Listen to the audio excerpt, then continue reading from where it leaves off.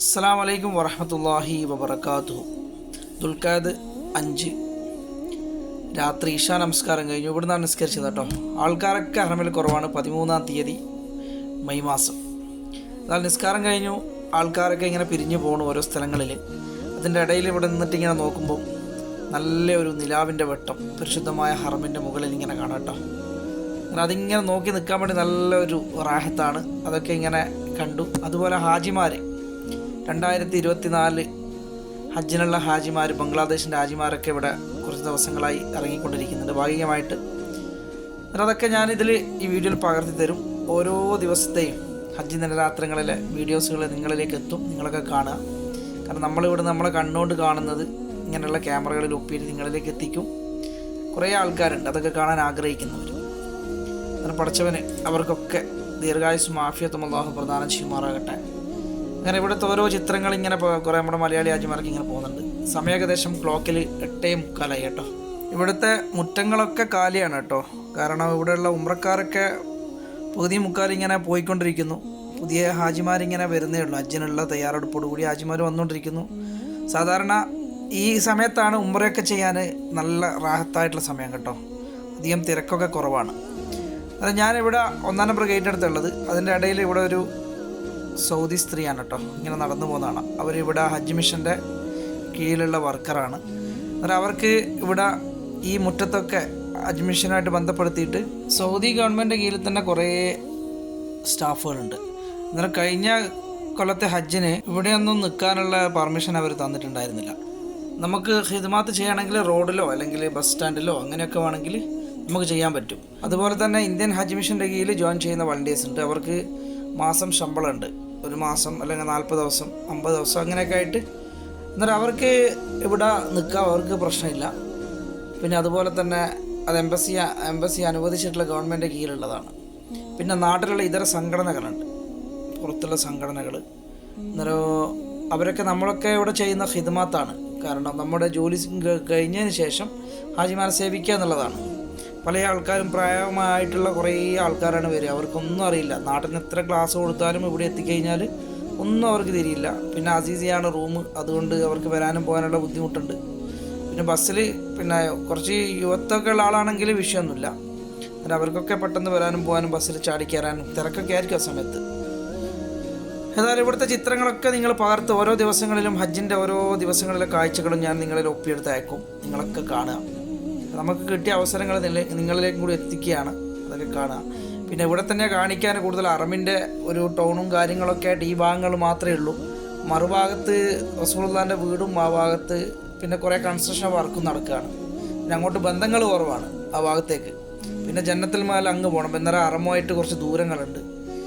പിന്നെ ഒരു bus station, അവിടെ നിന്ന് പുറത്തേക്കുള്ളൊരു ബസ് സ്റ്റേഷൻ മാത്രമേ ഉള്ളൂ.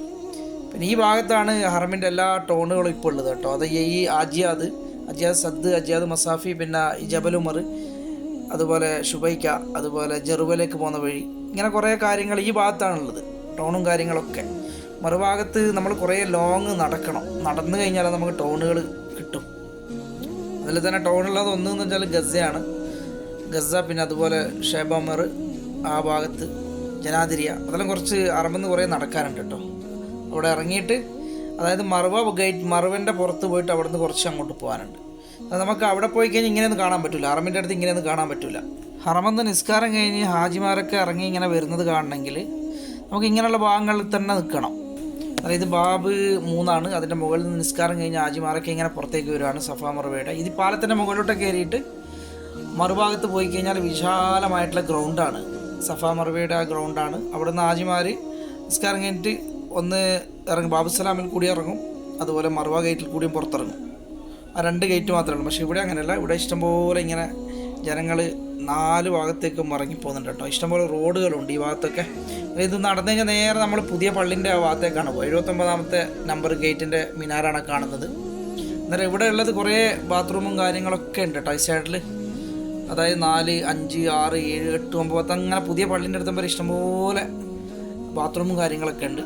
എന്നാലും ഞാൻ ഈ ജംഗ്ഷനിൽ നിന്ന് ഈ സഫ ടവറിൻ്റെ ഇവിടെ കുറേ ഇവിടെ കച്ചവടം, ഈ സമയത്ത് കുറേ കച്ചവടവും കാര്യങ്ങളൊക്കെ ഉണ്ടാവും കേട്ടോ. നിസ്കാരം കഴിഞ്ഞിട്ട് ഹാജിമാർ ഇറങ്ങുന്ന സമയത്ത് കുറേ കാഴ്ചകൾ നമുക്ക് പകർത്തിയെടുക്കാം.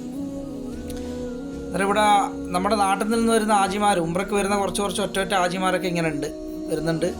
അവരൊക്കെ നിസ്കാരം കഴിഞ്ഞ് പോകുന്നവരുണ്ട് കണ്ടോ. ഇതൊക്കെ നമ്മുടെ നാട്ടുകാരാണ് കേട്ടോ. നിങ്ങൾ അറിയുന്നവരാണെങ്കിൽ കമൻസിലിടുക.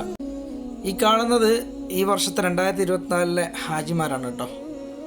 ഹജ്ജിന് വേണ്ടിയിട്ട് ബംഗ്ലാദേശിൽ നിന്ന് വന്ന ആൾക്കാരാണ്.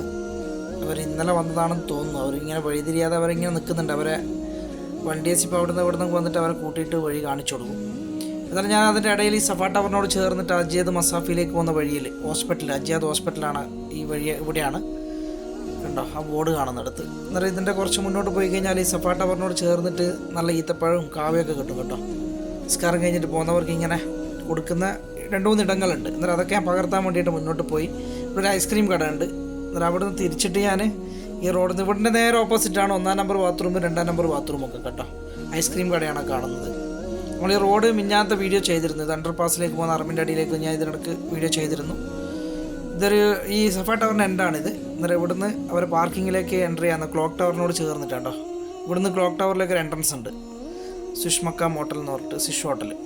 അന്നേരം ഇതൊക്കെ മലയാളികളാണ്. അവരൊക്കെ ഇങ്ങനെ നിസ്കാരം കഴിഞ്ഞ് പോകുന്നതൊക്കെ പകർത്തി ഇതിൻ്റെ ഇവിടെ ഉണ്ടാവും. ഞാൻ കാണിച്ചു തരാം കേട്ടോ. ഇവിടെ ഈ സ്ഥലത്ത് കാവ ഈത്തപ്പഴം കൊടുക്കുന്ന സ്ഥലമുണ്ട്. അന്നേരം അവിടെ അതൊന്ന് പകർത്താം. ഒരു ഗ്ലാസ് ചായ നമുക്ക് അവിടെ നിന്ന് വാങ്ങി കുടിക്കാം.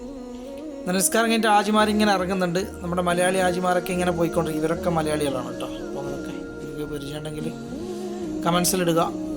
നമ്മൾ നേരത്തെ നിസ്കാരം കഴിഞ്ഞപാട് കണ്ടവരാണ്. അത് കണ്ടോ അവിടെ നിന്ന് എൻഡെന്ന് കണ്ടവർ. എന്നാലും ഇവിടെ കാവ ചായയൊക്കെ കൊടുക്കുന്ന ഈ ഇടത്തിൽ ഞാൻ ഇതാണ്ട് ഇവരൊക്കെ ഇവിടെ നിന്ന് വാങ്ങി കുടിക്കുന്നുണ്ട്. അത് ഞാനും ഈ വീഡിയോ ഇങ്ങനെ ചെയ്യുകയാണല്ലോ. അന്നേരം ഏതായാലും അവിടെ നിന്നൊരു ഇതൊക്കെ വാങ്ങി കുടിക്കാമെന്നുള്ളൊരു ഇതിലാണുള്ളത്. അതിനുവേണ്ടി ഞാൻ നടന്നു പോവാണ്. ഇതുവരെ കാസർഗോഡുകാരാണ് കേട്ടോ. അതിൻ്റെ മക്കനയുടെ സഫിയ ട്രാവൽസ്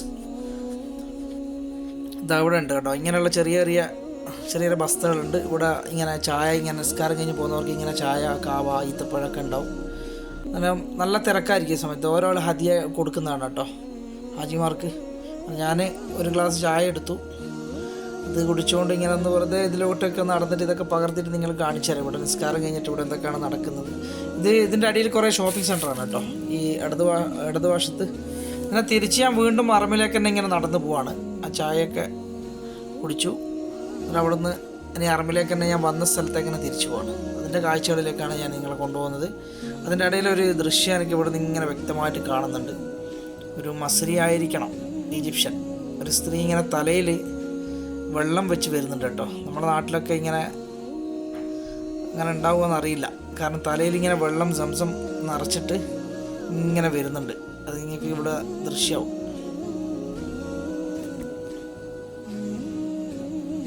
കണ്ടോ ഇത് അടുത്തെത്തി കേട്ടോ. ഇതുണ്ടോ ഒരു ഉമ്മ ഇങ്ങനെ വെള്ളമാണുണ്ട്, സംസം വെള്ളമാണ്. അത് തലയിൽ വെച്ചിട്ട് ഇങ്ങനെ ഫ്രീ ആയിട്ട് പോവാണ് കേട്ടോ. നമ്മളാണെങ്കിൽ ഇങ്ങനെ പോവോ? അവർക്ക് ഒരു പ്രശ്നമില്ല. അവരിങ്ങനെ പോവാണ്. നമ്മളാണെങ്കിൽ തലയിൽ നിന്ന് വീണിട്ടുണ്ടാവും. അതൊക്കെ ഭയങ്കരമായിട്ടുള്ളൊരു എക്സ്പീരിയൻസ് ആണ് അവർക്ക്. ഈ തലയിലൊന്നും പിടിക്കാതെ ഇങ്ങനെ സാധനം എടുത്ത് പോകുന്നുണ്ടാവും ഈജിപ്ഷ്യനൊക്കെ. കണ്ടോ ഇവിടെയൊക്കെ നിങ്ങൾ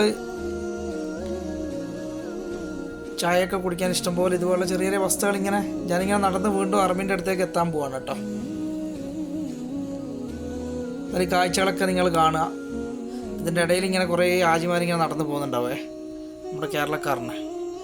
അങ്ങനെ ഇവിടെ എത്തിയപ്പോഴാണ് നമ്മുടെ മട്ടന്നൂർ ഭാഗത്ത് നിന്ന് വന്ന വെളിയമ്പറ ഭാഗത്തു നിന്നാണ് ഇവർ വന്നത്. ഇതിൻ്റെ പേര് എത്ര വ്യക്തമല്ല, ഞാൻ ശ്രദ്ധിച്ചിട്ടില്ല. മക്കനമ്മൽ മട്ടന്നൂരിൽ നിന്ന് ഞാൻ വായിച്ചിരുന്നു. എന്തായാലും നിങ്ങളിലൊക്കെ പരിചയമുള്ളവരൊക്കെ ഉണ്ടെങ്കിൽ നിങ്ങൾ എഴുതി അറിയിക്കുക. അവരൊക്കെ എന്തൊക്കെയോ പറയുന്നുണ്ട്. അങ്ങനെ എനിക്ക് അവർ അമീറിനെ കാണുന്നില്ല. അമീർ വന്നു കഴിഞ്ഞാൽ ഒന്ന് പരിചയപ്പെടണം. അങ്ങനെ അമീർ ഇങ്ങോട്ട് വരുന്നുണ്ട് കേട്ടോ. അമീറാണ് കാണുന്നത്. അങ്ങനെ അവരായിട്ടൊന്ന് സംസാരിക്കാനുണ്ട്. എന്തായാലും അവരിങ്ങനെ ഇവിടുന്ന് ഉംറയ്ക്കേക്ക് വേണ്ടി നീങ്ങുകയാണ്. ഇതൊക്കെ നമ്മുടെ നാട്ടുകാരാണ് കേട്ടോ. മട്ടന്നൂർ ഭാഗങ്ങളിലൊക്കെ ഉള്ളവരാണ്. അല്ലാഹു അവരുടെയൊക്കെ ഉംറ മഖബൂലും മബ്രൂറുമാക്കി മാറ്റി കൊടുക്കട്ടെ. അവർ മദീനയിലായിരുന്നു. അവർ അങ്ങനെ മദീനത്തിൽ നിന്ന് മക്കത്തേക്ക് വന്നതാണ്. ഈ ഗ്രൂപ്പിൻ്റെ പേര് അൽ മദീന എന്നാണ് കേട്ടോ. എന്നാലും അവർ ഈ ജംഗ്ഷനിൽ നിൽക്കുകയാണ്. കാരണം എന്താണെന്ന് വെച്ചാൽ നിസ്കാരം കഴിഞ്ഞിട്ട് ആൾക്കാരിങ്ങനെ അങ്ങന്ന് പള്ളിയിൽ നിന്ന് പുറത്തേക്ക് വരികയാണ്. അതിൻ്റെ ഇടയിൽ അങ്ങോട്ട് കയറാനുള്ള ഒരു ഗ്യാപ്പ് കിട്ടുന്നില്ല. അമീർ തിരക്ക് കഴിഞ്ഞിട്ട് ഉള്ളിലേക്ക് പ്രവേശിക്കേണ്ട പരിപാടിയാണ്. അതിന് അവരിവിടെ സ്റ്റോപ്പ് ചെയ്തു. അത് ആ ബോർഡ് കാണുന്നത് ഇവിടെ ഹോസ്പിറ്റലാണ് കേട്ടോ. ഗവൺമെൻറ് ഹോസ്പിറ്റലാണ്. അത്യാവശ്യം ചെറിയൊരു നമുക്കെന്തെങ്കിലും ഇതൊക്കെ വന്നു കഴിഞ്ഞാൽ അവിടെ വന്ന് ഫ്രീ ആയിട്ട് നമുക്ക് ചികിത്സിക്കാൻ പറ്റും. പിന്നെ കുറച്ച് എന്തെങ്കിലും ക്രിട്ടിക്കലായിട്ടുള്ളതാണെങ്കിൽ ഇതിൻ്റെ വേറെ ഒരു ഹോസ്പിറ്റലുണ്ട്, ഹോസ്പിറ്റൽ നൂറ് എന്ന് പറഞ്ഞിട്ട്. ഈ റോഡിൽ തന്നെ നേരെ പോയാൽ മതി കേട്ടോ. നേരെ പോയി കഴിഞ്ഞാൽ നമുക്ക് കുദായി എന്ന് പറയും. കുദായി അവിടെ ബത്താ ഖുറൈഷിൻ്റെ അടുത്ത് ലെഫ്റ്റിലേക്ക് കട്ട് ചെയ്ത് കഴിഞ്ഞാൽ പാലത്തിൻ്റെ മുകളിലേക്ക് കയറി കഴിഞ്ഞാൽ ലെഫ്റ്റിലേക്ക് തായിഫ് റോഡിലേക്ക് അല്ലെങ്കിൽ അസീസിയ റോഡിലേക്കൊക്കെ കയറി കഴിഞ്ഞാൽ അവിടെ തന്നെയാണ് കേട്ടോ ഹോസ്പിറ്റലുള്ളത്. ഹോസ്പിറ്റൽ നൂറ് എന്ന് പറയും, ഗവൺമെൻറ് ഹോസ്പിറ്റലാണ്. ഏതായാലും ഇവിടുത്തെ കാഴ്ചകൾ നമുക്കിങ്ങനെ കാണാം. അതുപോലെ നമ്മുടെ നാട്ടുകാരെ കണ്ട് ഒരുപാട് സന്തോഷമുണ്ട്. ഇങ്ങനെ പലരെയും നമുക്ക് കാണാൻ പറ്റും. ഇനി 23-ാം തീയതി വരെ, ജൂൺ 6 വരെ നമുക്ക് ഇവരെ കാണാം. കുറച്ച് ആൾക്കാരൊക്കെ ഇങ്ങനെ വരുന്നതും പോകുന്നതൊക്കെ കാണാം. ഇത് 3-ാം നമ്പർ ബാത്റൂമിൻ്റെ ഈ ഭാഗമാണ് കേട്ടോ. ഇതിൻ്റെ മുകളിലുള്ള കുറച്ച് ദൃശ്യങ്ങളൊക്കെ നമുക്ക് കാണാം.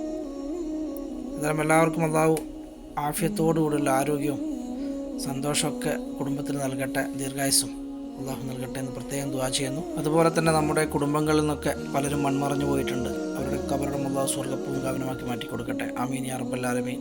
അതുപോലെ ഒരാഴ്ച മുന്നേ ഇവിടുന്ന് മരണപ്പെട്ടുപോയ നമ്മുടെ കണ്ണൂർ സ്വദേശി ആ മഹദിയുടെ ഖബറും അല്ലാഹു സ്വർഗ്ഗപ്പൂങ്കാവനമാക്കി മാറ്റി കൊടുക്കട്ടെ. വലിയ ഭാഗ്യമാണ് ലഭിച്ചത് ജനത്തിൽ മാലയിൽ കിടക്കാൻ വേണ്ടിയിട്ട്.